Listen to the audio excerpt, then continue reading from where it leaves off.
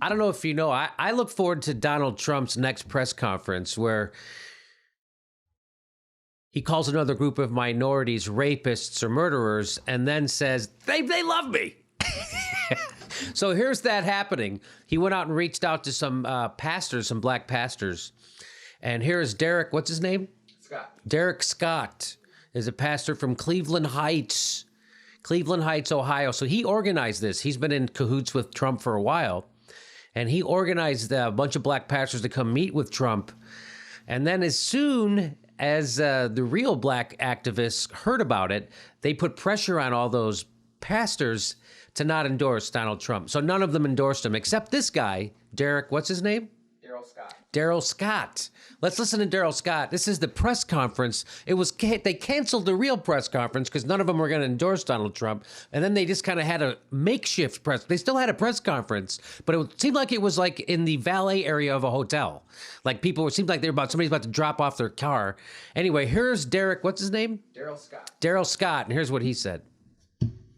We had a very productive, constructive meeting. We made history today because we had meaningful dialogue with Mr. Donald Trump. Are you endorsing it? I support Donald Trump, and everybody knows 100%. First of all, I enjoy that he gets angry when you ask him if he's there to endorse Donald Trump. So when you ask him, are you endorsing him? Hold on. Why yeah?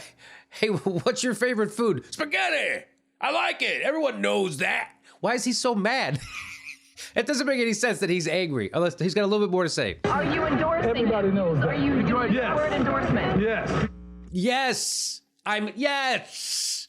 Doesn't it seem weird that he's upset? It seems weird that he's upset. Okay, so now Trump has a couple of, what did you, profile? That was Katie Tour, our favorite on the Trump campaign reporter, Katie Tour. So here's what Trump had to say.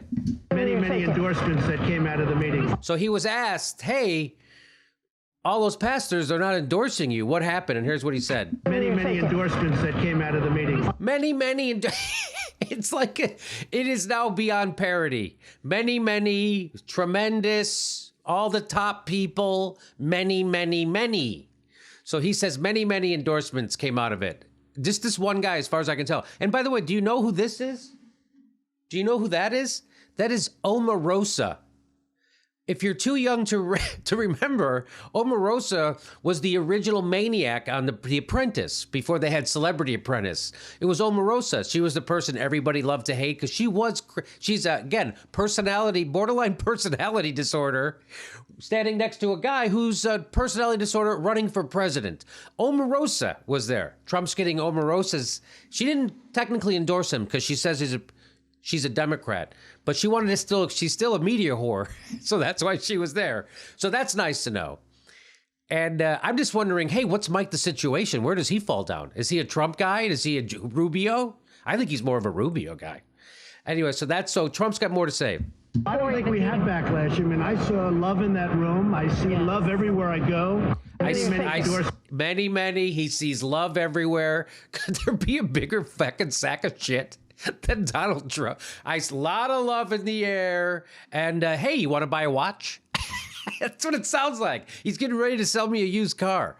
Okay, here he's got more to say.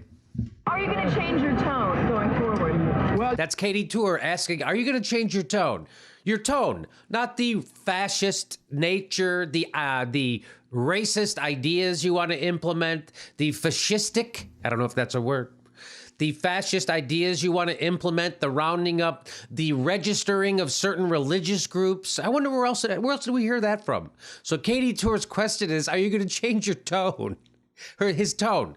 Tone really not the problem. Here's what he says. You know, the tone has taken me to first position in every single poll, including state and including national polls. So the tone, what he means is my unbridled, ignorant racism and fascist ideas has taken me the number one on the poll. Why would I stop insulting Mexicans and Muslims and anybody who's not in the mainstream? Why would I do that if I'm number one in the polls? I don't know. That's what he's saying. The beautiful thing about about the meeting is they really didn't ask me to change the tone. That is a beautiful thing about them. If you have a meeting with a bunch of minorities and they don't ask you to do anything differently, that's great. If you're known as the number one racist in America who's ever run for president, you meet with a bunch of black people and they don't ask you to change anything, that's fantastic. That is the beauty of that meeting. I think they want to see victory. Yeah, they want to see victory. So they want to see, but it doesn't matter if that person giving them victory actually is going to work against their interests, is a racist who enables other racists. We like him. That's all right.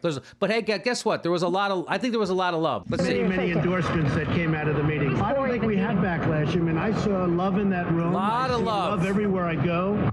He sees love everywhere he goes. Down on the border, he sees love. When there's a bunch of people beating up a black guy at one of his rallies, a lot of love. Boom, love you. All lives matter. So that's what my friend Laura House has a great joke.